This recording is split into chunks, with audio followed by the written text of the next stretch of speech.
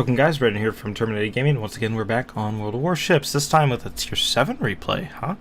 Yeah, in USS Atlanta. Man, I love my USS Atlanta. This from the early parts of the game, back in closed beta, back when Cleveland was Tier 6, I really liked the American playstyle of the light cruisers, and Atlanta being like a very, very light cruiser. I enjoy this. I have always will. That's why Booster is one of my favorite Tier 10 ships. And it's kind of beaten back by GK, but GK is just a big dumb and tons of fun. Go check out the previous game to see how I like GK. Yeah, that will always be in the cards up above for the playlist. This time we Tier 7 on the Haven map, Tier 7 match. Tier 5 ships in this match too. I'm in the Atlanta. Evil is in his Atlanta B, and 90 is in his Udachi. We've lost our forever incompetent ship driver Zane for a while. We haven't seen him in a hot minute. He's been very busy, so some of my clanmates have taken over his role, but thankfully some of them play pretty well as well. Zane we just call incompetent, even though he gets lucky, and sometimes I'd rather take luck than skill. So what I'm going to do here is 90 is in his destroyer, and he's going to go Cap B. Evil and I are in a position to support him. And Evil was shooting at 90. Evil's been drinking a little bit today, on this day. And 90's like, I'm not worried about your shooting. I'm more worried about if Brandon decided to shoot at me, even without targeting, because I've queued a reputation of being able to hit shots on targets that I can't see. And in this case, can't lock onto a friendly, and I do hit him with one. Accidentally, I wasn't trying to on purpose. It was Timmy. Timmy went off and hit 90. But, 600 damage to him. But we're trying to get in a position here where we can shoot over and not get spotted, but also try to support 90 in the best ways we can. I'm not running the hydroacoustic search. I'm running DFAA still on my Atlanta. Mainly because if we do see a CV, I'd like to have it.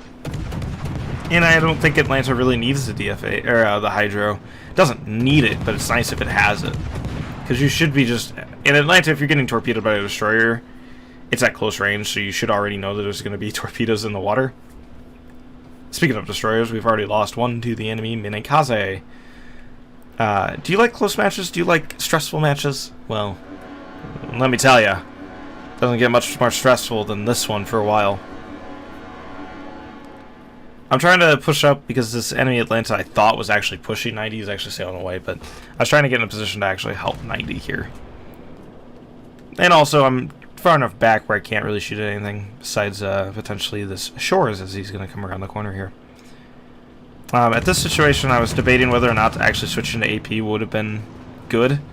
But I was like, well, I got a IFHE. The shells are coming down upon him. It's just better to just keep firing HE with this. It's not like I'm getting very many shatters. It's mostly pens.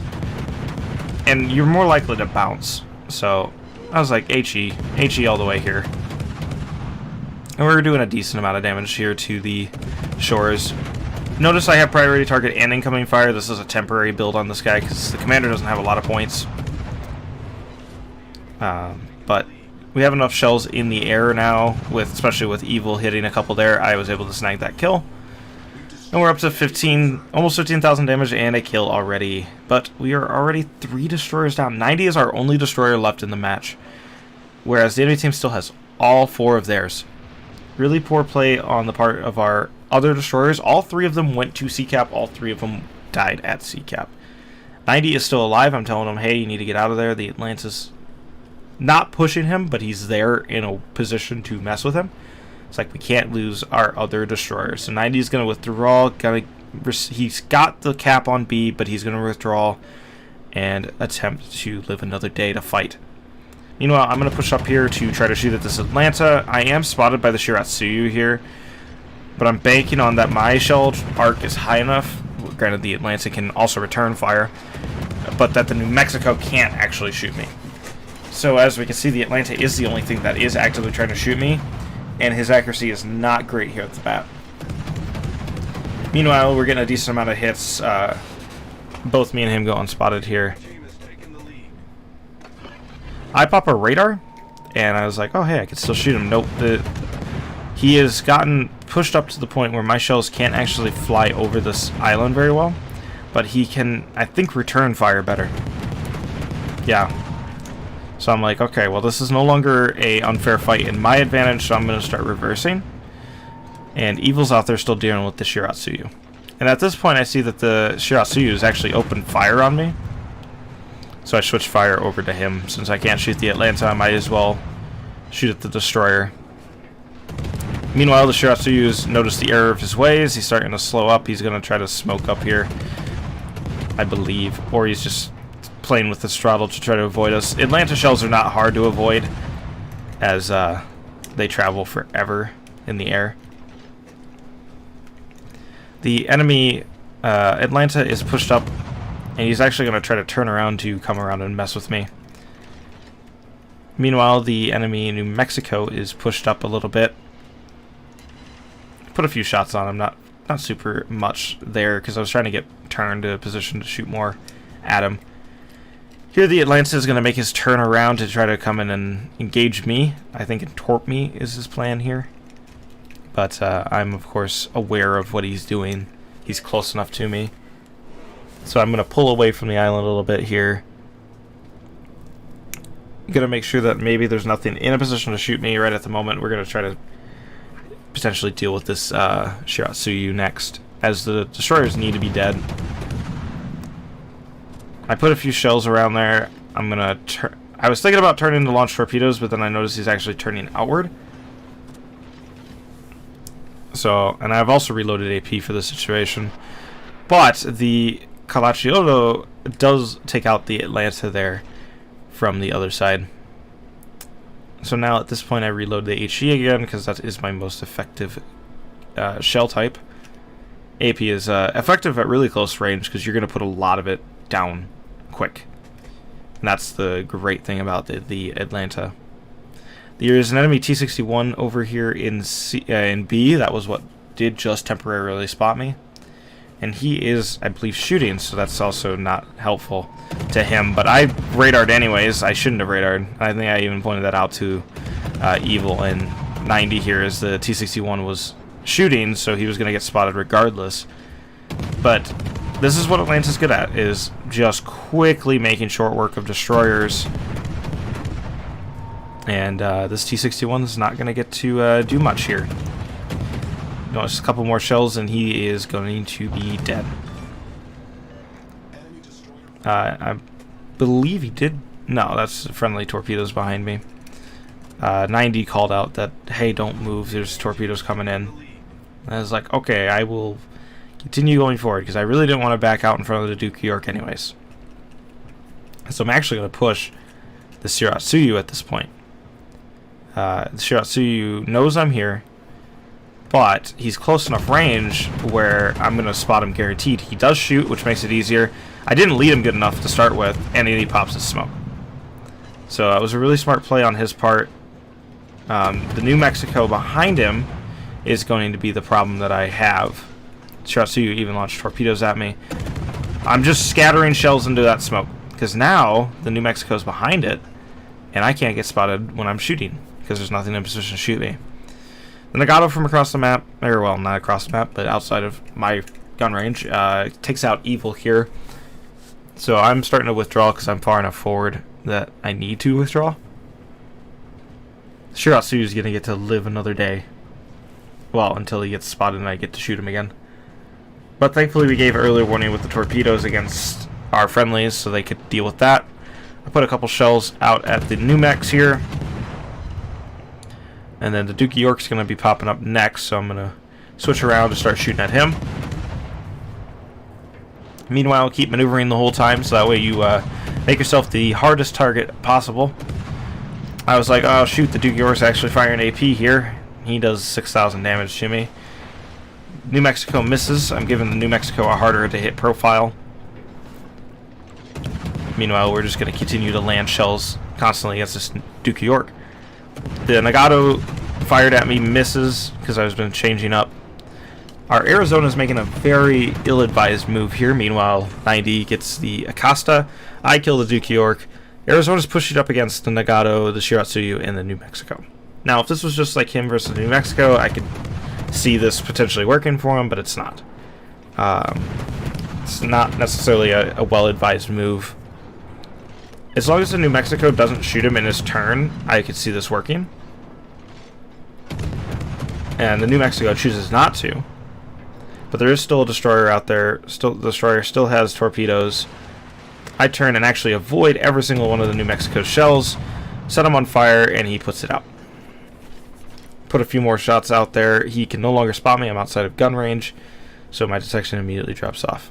So at this point, I'm free to kind of rethink how I want to approach the rest of this.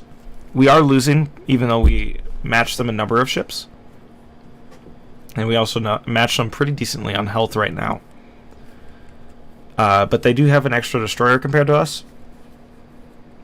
And then the New York and the Minakaze over there are going to cause some problems for our New Mexico and Caracciolo. Here we see the enemy destroyer.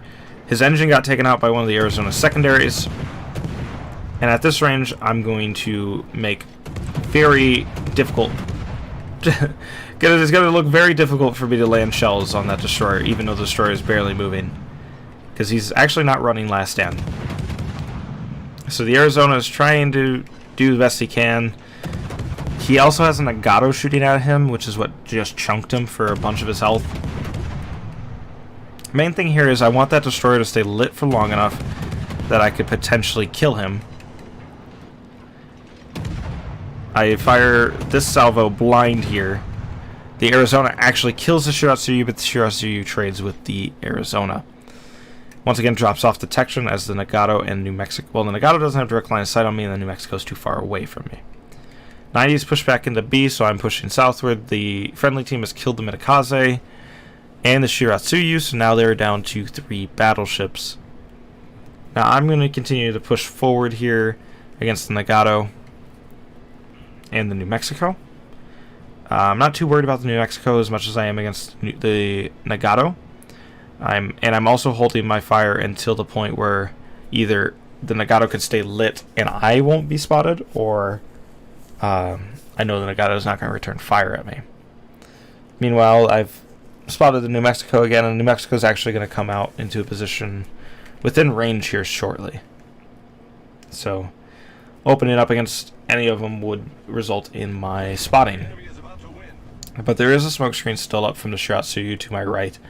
Enemy team's still 300 points ahead. We're tied on caps. And the enemy team, I would say here, has a decent chance of taking this game. 90's launching torpedoes against where the Nagato was last spotted. As you can see, our Caracciolo is almost dead against that New York. But the New Mexico is going to be able to put decent fire on him. New Mexico's still decent amount of health, so it makes it easy. This New Mexico here is actually going to come within detection range for a moment against me. Quick enough for him to be able to target me, but not quick enough for him to be able to put a good shell fire into me. I've also put myself in this position here, and here we can see the enemy Nagato is actually real close to me. And I'm like, okay, do I turn and full speed out? We'll see if the Nagato's guns aren't pointing at me. So at this point, I'm like, okay, I'm going to full speed out and attempt to torpedo him. And there I was worried that my torpedo tubes were taken out on this side, and I was like, oh, that would really put a dent in this plan. Put the torpedoes out, immediately start turning away while opening up with the HE. Might not even need the torpedoes with how much damage the HE's doing here, because we can pen his casemate. There we get our Confederate, and we're going to get him with the torpedo, making our 4th kill, 100,000 damage done in this battle. We're on 7,800 health as well. The New Mexico is still coming towards us. The Caracciolo died to the enemy New York. Killed him actually, but the New Mexico gets to New York, as I had said. Here comes 90's torpedoes. He had warned me about these. I was almost going to full speed back into him, but he once again was like, hey, I have torpedoes in the water coming towards your direction. So I was able to not turn into those. I don't think they would have killed me. They would have did less damage, but potentially could have affected 90. Could start firing at this New Mexico without being spotted here, so I will happily start doing that. The HG is going to do a decent amount of damage to him as long as I hit in the right spot. As you can see, low tier ships, they don't have a lot of armor, and their deck armor is not going to be large or high enough to bounce the high explosive, especially with the IFHE high explosive of Atlanta. But we also still get our fire chances, which is pretty nice. With this many shells hitting, you're going to have a decent amount of fires. I get close enough to this island here, so I'm pretty sure I won't get spotted. There's our high caliber. I'm just still pumping shells in. Hopefully the New Mexico can't fire across. And with another fire and him healing, left him on 1 health. I was like, wait a second, did we kill him? But as you can hear, enemy battleship sunk. 137,000 damage, 362 hits, 1 torpedo hit, 5 kills, 9 fires still. Confederate, high caliber, and Kraken. So we came top of the team. 90 came second on the team. We had 2,465 base XP for the 137,000 damage and 5 kills. Whereas 90 had 2,132 base XP for 2 solo caps and 2 kills, I believe against destroyers as well. Anyways, a detailed report here. We did 58,000 damage against the New Mexico, 22,000 against the Nagato, 14,000 against the Shores, 12,000 against the T-61. Spread it out. We spread that damage out across several ships. 122,000 damage coming directly from the 362 target hits of the 1,000 shells fired. We had 1 torpedo hit for 5,680 damage out of the 8 that we launched, and then 8,600 from the 9 fires that we set. We destroyed 5 enemy warships and 3 warships that we didn't actually kill. We damaged only 700 potential damage. Or 7,000, I think, was what that said. Anyways, Atlanta's premium ship, 648,000 credits off that win, and a decent amount of XP. So I hope you guys have enjoyed it. If so, a rating would be much appreciated, and I'll catch you guys most definitely on the next one. Peace out. Shut up and sit down.